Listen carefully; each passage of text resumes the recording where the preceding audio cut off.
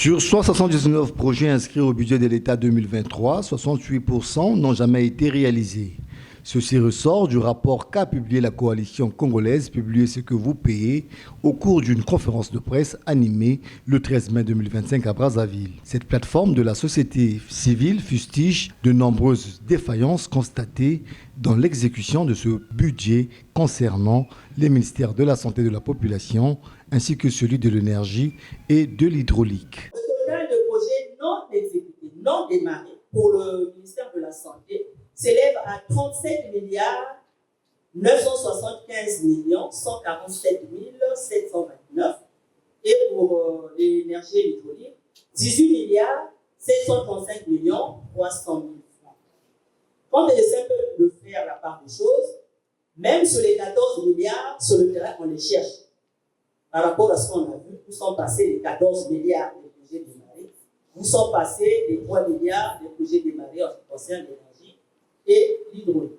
Cela étant, le travail d'investigation mené par cette coalition a été parsemé d'embûches, notamment sur la complexité des intitulés de certains projets, l'inaccessibilité à certains sites et le refus de mise à disposition des données sur le décaissement lié au budget d'investissement 2023 par le Trésor public.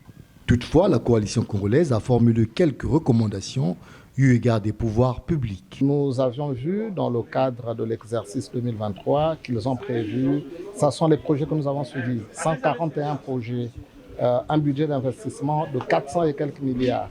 Annuellement, on ne peut pas réaliser tout ça. Soyons réalistes, il ne sert à rien de prévoir beaucoup de projets qu'on ne peut pas réaliser en une année, mais aussi beaucoup de prévisions budgétaires alors que les financements ne sont pas disponibles. Donc ça, c'est la première recommandation, est d'avoir du réalisme dans les prévisions budgétaires. Nous demandons aussi au gouvernement à ce que l'information budgétaire soit rendue disponible.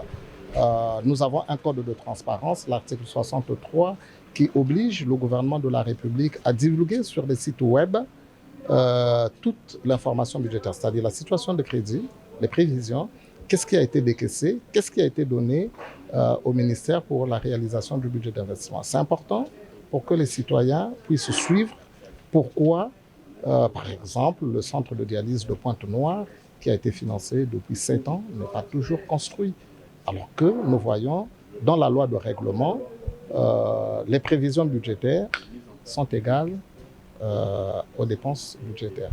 Et on a du mal à le comprendre. La coalition congolaise, qui réalise depuis 2014 des états de lieu des investissements publics afin de susciter une mise en œuvre efficiente de la dépense publique pour contribuer à améliorer l'accès aux soins et services de santé, à l'eau et à l'électricité, sollicite aux acteurs de médias de s'impliquer davantage pour vulgariser ces informations pour la promotion de la bonne gouvernance.